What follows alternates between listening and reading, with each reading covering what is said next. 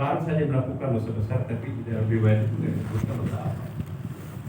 Jalan kaki hari Senin dari arah pedalaman bagian utara itu, jalan kaki siang malam, bayangkan dari matahari itu bisa 60 derajat Celcius.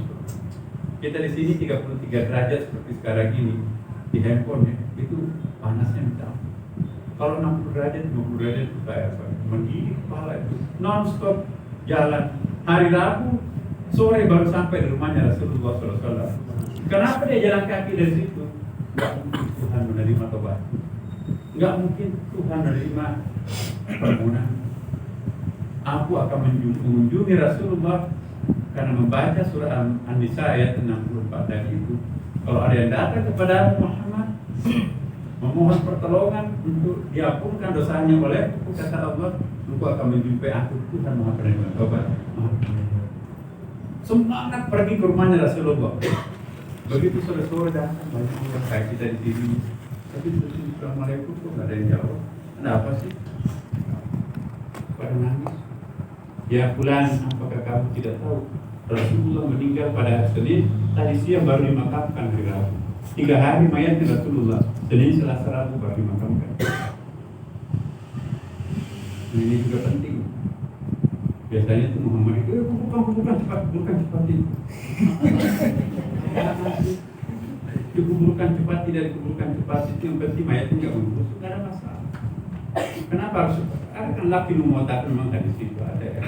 Tapi dulu nggak ada balsam, nggak ada suntik. Sekarang mayat 3 bulan bisa nggak membusuk. Kalau ada karina, ada alasan yang sangat penting, autopsi dan sebagainya, nunggu anaknya. Ya. Saya ingat ada anaknya sampai di Makassar itu. Saya masih katipan sekretaris umum Syura Wilayah. Anaknya mayatnya Pak sampai 2000 meninggal di Australia. Saya menikah di sini di Makassar. Ya. Nah, terus ada anaknya di Australia, ada anaknya di Amerika, ada di Jerman. Ini nggak usah dibunuh. Pesannya Bapak sebelum meninggal, anakku bukan segera. Siapa tahu kami sudah mau meninggalkan. Bukan baru dimakan. Tapi ulama Muhammadiyah sudah lapor. Harus segera datang ke Kiai Haji Muhammad almarhum. Pakai ini mana yang kami ikuti. Teman-teman kita dari Muhammadiyah masuk dia memiliki sama mayatnya. Aku nggak mau mayatnya suamiku disiksa kata istrinya. Kata Muhammad. Dia tanya dulu mayatnya berapa lama tidak membusuk. Sampai 3 bulan. Berapa lama waktu dari Amerika, Jerman, dari Australia. Itu hanya 20. Jadi mayat itu terbaring 24 jam kali 2 hari. Nunggu anaknya. Tinggal tapi itu dipatok. Boleh. Yang penting jaminan tidak membusuk. Tidak akan menunggu. Dokter mengatakan 3 bulan nggak akan tahu. Datang anaknya. Nggak sampai 2 hari sudah datang. Oke. Dimaki-maki. Dia maki-maki itu orang nggak tahu pangkal pendidikannya gimana.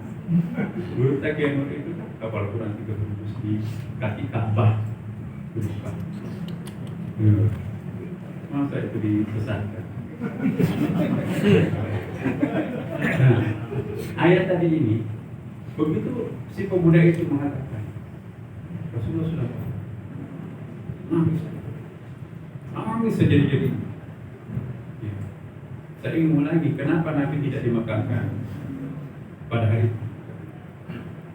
Pertama, umat ada di sampingnya. Pedang terus.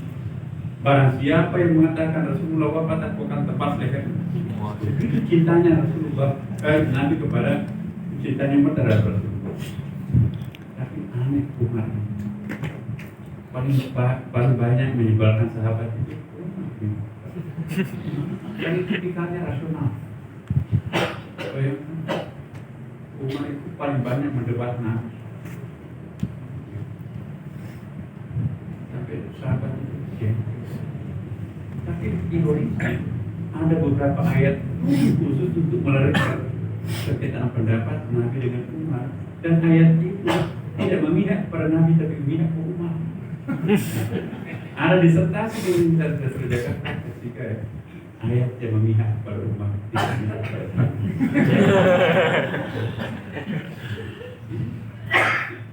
Terus Umar satu saat mendengarkan Nabi cerita dari malam Mi'raj. Wah, ada sekali ceritanya Nabi. Tapi mukanya Umar cepat gelisah. Sahabat lainnya saya lupa. Ada sahabat itu, Umar kok kenapa cengit mukanya? Apa nggak percaya apa yang disampaikan Nabi? Apa kata Umar kaget? Kayaknya masa cuma temponya tidak sampai semalam, ceritanya panjang banget. Langit pertama sampai sudah muntaha. Sahabat tanya Abu Bakar, Abu Bakar, kamu percaya apa disampaikan Nabi dari tadi? Lebih dari itu kalau keluar dari mulutnya Rasulullah, saya percaya. Apa kata Umar? Kalau begitu tadi percaya. Tapi nggak pernah dipecat menjadi kabinetnya. Hebatnya Nabi kan seperti itu. Pintar memilih orang, menempatkannya di tempat yang tepat. Sahabatnya Abu Bakar piawai. Nabi sering curhat kepada Abu Bakar, senior kan. Tapi urusan cerdas pada pintu Umar itu luar biasa. Umar itu peranannya dalam dunia Islam, pengembangan dunia Islam di masa awal itu Umar itu hebat.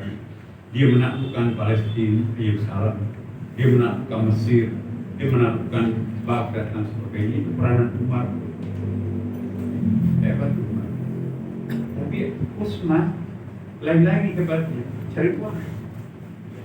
Jadi pengurus NU kalau kita harus menjadikan pengurus yang baik. Jangan punya semua.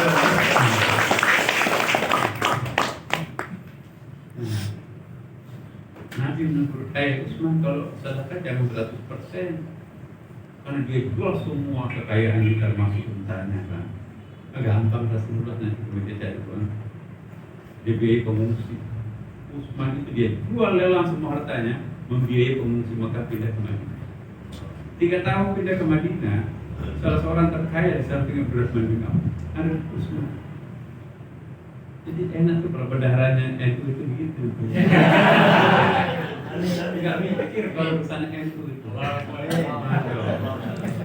Nah, Ali ambil separuh ilmu dari anak muda tapi gentleman, idealis kayak anak-anak Ansor kita di sini. Seger, ya. Dan kembali lagi ke kisah tadi. Umar tuh Abu Bakar, karena di situ ada persengketaan antara suku Khazraj dan suku Aus. Siapa yang akan menggantikan kepala negara di Madinah nanti? Aus mau, ya Khazraj juga mau. Tapi tentu Muhajir juga tidak mau ketinggalan. Akhirnya diutuslah wakil daripada pemukiman Mekah itu Abu Bakar yang paling senior. Jadi segitiga rapat di Bani Sakifah di puncak, kalau menjaga puncak di Bogor.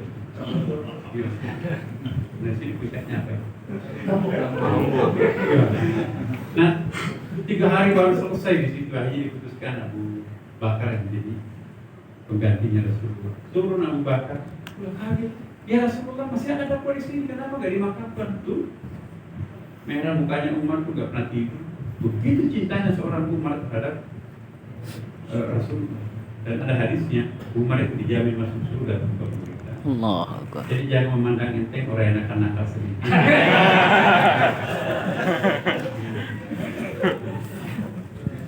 Kepentingan kita semuanya. Nah terus itu. Nah Abu Bakar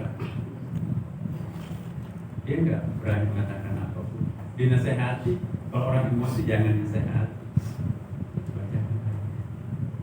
وما محمد إلا رسول قد خلت من قبله الرسل أفإن مات أو قتل انقلبتم على أعقابكم ومن ينقلب على عقبيه فلن يضر الله شيئا وسيجزي الله الشاكرين. Begitu mendengarkan bacaan ayat itu, sekujur tubuh Umar itu gemetar, pedangnya jatuh. Barulah Rasulullah diurus sesuai dengan wasiatnya, kuburkanlah di mana aku wafat.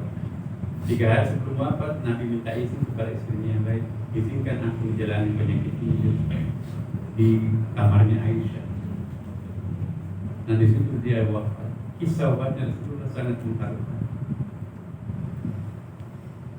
Dan digeserlah ranjangnya Aisyah.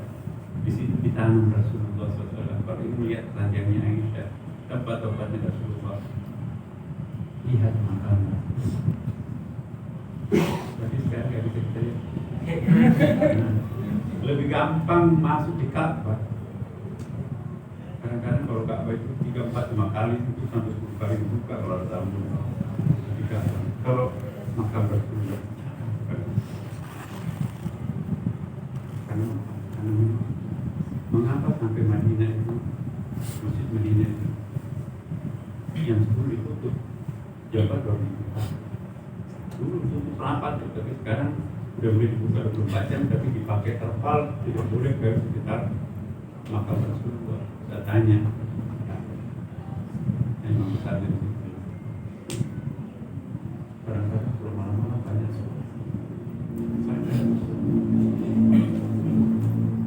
itu antara jadi makam Rasulullah sangat tidak sembarang, walaupun negara nggak. Alhamdulillah, imam besar masjid kita setelah masuk di dalam Ka'bah 2 jam, bahkan dibukakan pintu belakang, ada pintu lagi, bahkan dibuka.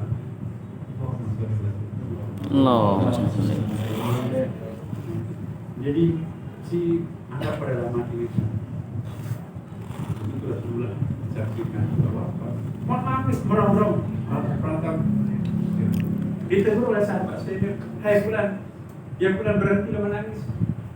Bukankah Rasulullah pernah bersabda, yu'adzibul mayyit bi buqa'i ahlihi, mayat itu disiksa oleh ratapan orang hidup. Boleh menangisi mayat seperti Ibrahim putranya Rasulullah wafat, Nabi menunjukkan air matanya tapi tidak merong-rong. Kata sahabat tadi, kalian tidak tahu, saya jalan kaki 3 hari 3 malam non-stop khusus untuk menjumpai Rasulullah agar aku bisa dibantu, dosaku bisa dimaafkan oleh Allah Subhanahu wa Ta'ala. Bagaimana dengan dosa besar saya? Rasulullah sudah wafat. Takziah ketiganya Rasulullah itu gak oleh suara itu, begitu pemuda itu. Gak ada yang berani mendiamkan. Menjelang sholat subuh, Bapak Ibu, penjaga makam Rasulullah sahabat itu didatangi Rasulullah. Wahai sahabat, suruh sebulan itu menangis dan suruh bergembira karena seluruh dosa-dosanya sudah diampuni oleh Allah Subhanahu wa Ta'ala. Begitu didatangi oleh sahabat Nabi tadi, langsung pemuda itu berhenti menangis karena dia dengarkan hadis juga bahwa barang siapa yang bermimpi menjumpai Rasulullah, dia yang sendiri dilihat, tidak bisa dipalsukan oleh wajah itu. Kalau kita melihat ibu kita minumlah, nah itu belum tentu ibu kandung. Apalagi kalau sakaratul maut, ya, semua orang yang akan meninggal itu pasti haus darah. Minum 1 samudra tidak akan pernah berhenti haus. Datang ibu ini es cendol enak kesukaan, minumlah. Begitu kita minum, ikut iblis kena. Maka itu say no, jangan. Itu bukan itu palsu. Jadi iblis itu bisa menunjuk wajah malaikat. Hati-hati. Kalau Anda melihat orang mirip malaikat, jangan-jangan dalamannya iblis. Iblis itu bisa berdandan malaikat.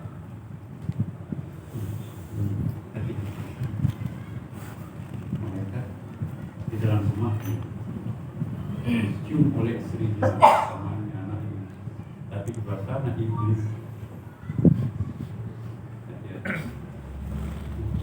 Ini satu bukti bahwa Rasulullah sudah wafat 3 hari yang lalu, masih bisa menyebabkan dosa pemuda itu dimaafkan oleh Allah SWT. Itu artinya Nabi mendengarkan. Maka itu takziah malam pertama, kedua, dan ketiga, 7, 40 itu roh orang itu datang. Ada riwayat juga. Walaupun dalilnya tidak Bukhari, tidak terlalu sahih, tapi itu ada mustabirnya, ada syahidnya juga. Itu tadi legitimasi juga dari ayat kan, bahwa orang meninggal itu kan tidak aman aja. Jadi ini amunisi untuk melawan, tidak ada tawassul, tidak ada doa selamatan pada orang mati juga. Lakukan apa kita kini, ulama kok kita kini. Nahdlatul Ulama, pergerakan perkumpulannya para ulama, bukan mata preman. Iya kan? Itu. Nah kemudian kalian yang suka ngapain sih pemberkah? Sedikit berdoa, sedikit baca, ngapain? Itu kata teman-teman kita yang terkenal kan. Padahal banyak ayatnya. Wala taqulu mimma lam yuzkar ismullah alaihi. Banyak lebih ayat berapa itu? Artinya janganlah memakan. Saya tidak ingin mengartikan memakan. Janganlah kalian mengkonsumsi apa-apa yang tidak diucapkan basmalah. Jadi basmalah itu sangat penting. Itu kok sedikit bismillah, sedikit baca. Itu namanya tabarruk. Bahasa Inggris itu consecration. Dalam teologi Katolik itu juga itu banyak bacaan. Jadi Katolik itu lebih mirip NU. Muhammad itu mirip Protestan. Aku lihat gerejanya Katolik itu altarnya itu macam-macam tuh, indahnya sakral banget altarnya itu kan. Tapi masuk ke gerejanya Protestan gak ada apa-apa, karena itu nggak boleh ada apa-apa di situ.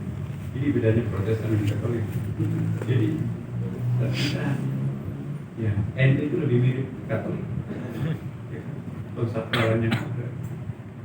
Kalau Protestan ya itu dia. Nah, kita pakai basmalah. Semua nabi itu bersahabat dengan basmalah. Dan itu jimat bahasa gambar-gambar. Tapi buat kita itu jimat apa sih? Perlindungan, protection,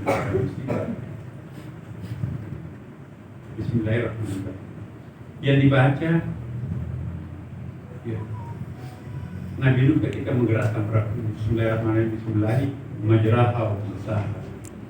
Yang dibaca Nabi Ibrahim dalam riwayat ini, ketika ia dilemparkan ke dalam lautan api, gunung api, lautan api, apa? Bismillahirrahmanirrahim. Ya narukuni badan wa salamun ala Ibrahim.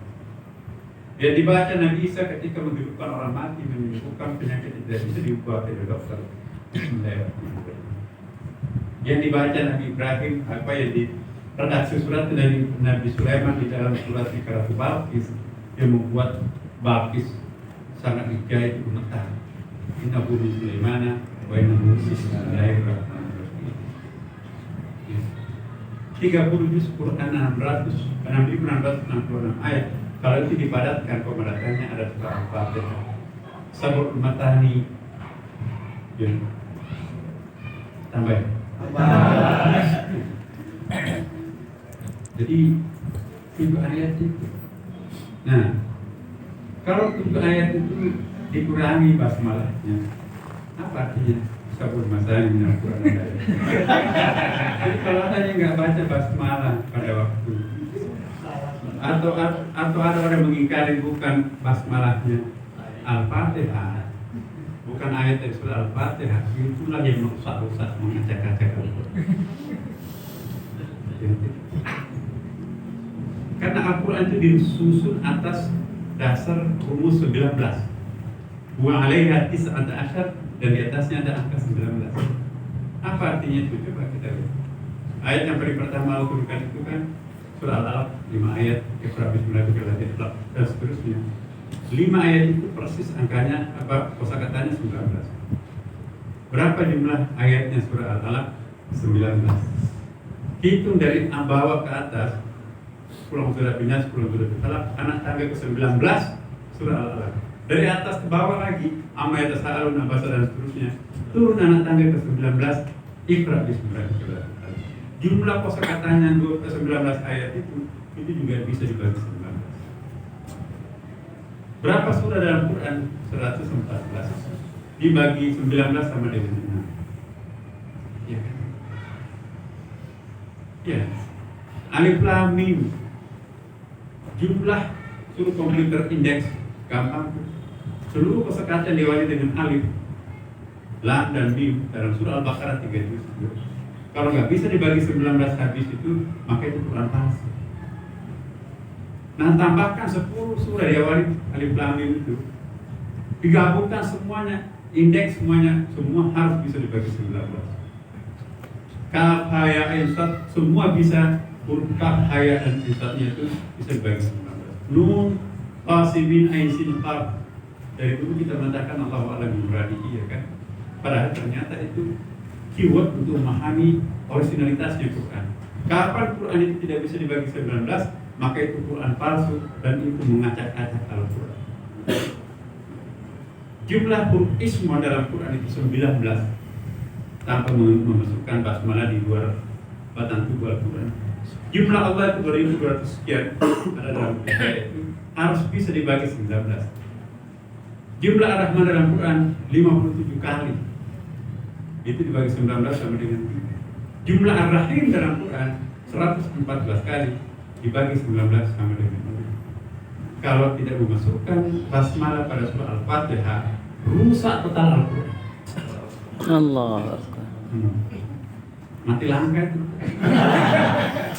Akhirnya apa? Quran cetakan saudara B juga. Diam-diam ayat pertamanya di sebelah.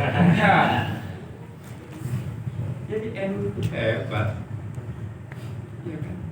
Jangan dilawan. Sabar, kalau ada yang melawan. Jadi udah saya bilang di. Nah, apalagi yang sering kontroversi di dalam? Ya Bismillahirrahmanirrahim. Tapi ini yang penting buat kita. Bagaimana apakah mulut kita mengucapkan Bismillahirrahmanirrahim? Dalam tasrif Ibnu Ajibah. Etika membaca basmalah itu bukan cuma menyebut nama Allah, hadirkan yang punya nama di depannya. Dan wala taqulu mimma la yuzkaru ismullah. Karena kalau tidak membaca basmalah lapis dosa ya. Pasti ada efeknya. Tapi apa yang dimaksud? Jangan makan sebelum baca basmalah. Maksudnya jangan mengkonsumsi. Makanan itu dua macam kan. Ada makanan lahiriah, ya, seperti kalau ini apa itu? Bronkos. Ini makanan lahiriah ini. Ya. Tapi ada makanan lahiriah ini membuat kenyang perut, ya kan? Tapi ada yang butuh makan juga, makanan rohani. Ya. Makanan rohani dia tidak membuat kenyang perut, tapi membuat kenyang kecerdasan. Maka hati-hati membaca ayat. Apakah makanan itu makanan lahiriah atau makanan batin? Coba di dalam surat Maryam 3. Wajah indah di mihrab. Tiba-tiba Nabi Zakaria itu membuka di mihrab kamar miliknya ponakannya Maryam itu. Anaknya tadi dari mana makanan ini kok? Makanan musim dingin katanya, itu di musim panas. Makanan musim buat musim panas itu di musim dingin. Nggak ada kulkas kan pada waktu itu. Wah, ajib. Yang dimaksudkan makanan itu apa? Nabi Zakaria itu al-sufi ya. Sedangkan Maryam juga sama. Yang dipentingkan itu makanan rohani. Kita karena kebiasaannya makan, akhirnya menafsirkan kata-kata mengkonsumsi itu makanan lahiriah. Boleh jadi yang dimaksudkan yang ditemukan di dalam mejanya Maryam itu mungkin ada doa-doa makanan rohani kan? Oh, hadza min fadli rabbi. Anak buatan. Jadi bukan hidangannya dari Allah. Mungkin inspirasinya dari Allah yang bikin kenyang otak, pikiran, rasa jiwa. bukan merokok.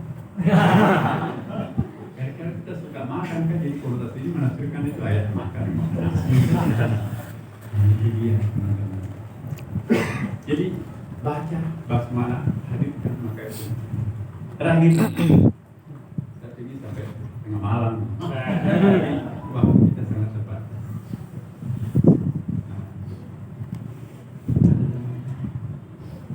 Tabarukkan. Jadi bacaan wirid-wirid itu, apa itu wirid? Jadi ada dua macam. Kalau dalam ini itu mantra. Mantra itu apa? Tadabbur ya, tadabbur itu. Kan ada ayatnya kan. Wadkurullaha dzikran katsira. Ya Allah.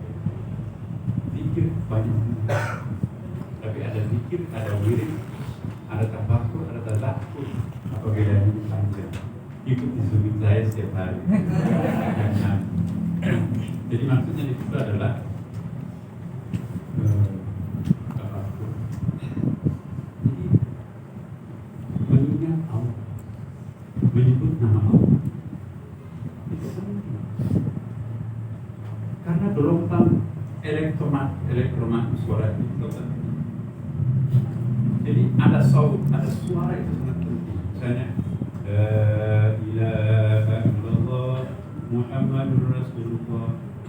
Gelombang intonasinya itu menciptakan rasa Tuhan. Rasa ketuhanan itu kita akan bangkitkan melalui zikir. Maka itu dalam Hindu, dalam Kristen, nyanyi itu nasyid atau qasidah, ya kan? Qasidah itu menyanyilah karena itu adalah ungkapan rasa cinta terhadap yang kita cintai. Kita cintai Nabi Muhammad SAW.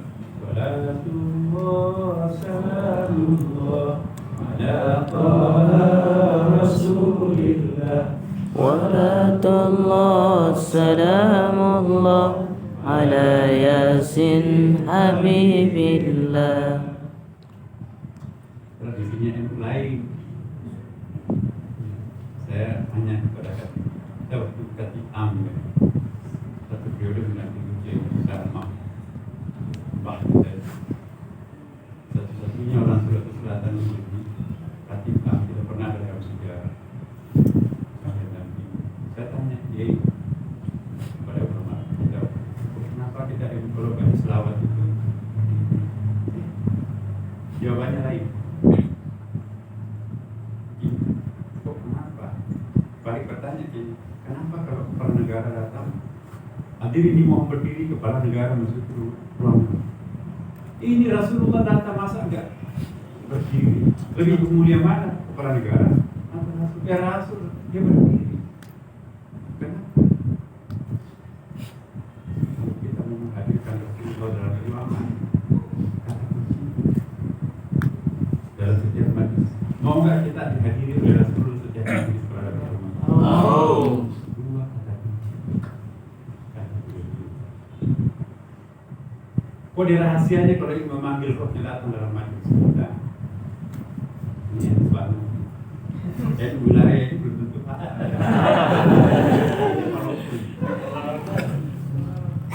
Namanya Nabi, nama rahasianya Rasulullah Yasin dan Taha. Yasin itu singkatan dari Ya Munada dalam ilmu balaghah kan ya panggilan wahai. Sin singkatan dari al-insan, alif ma'rifah itu yakni Muhammad.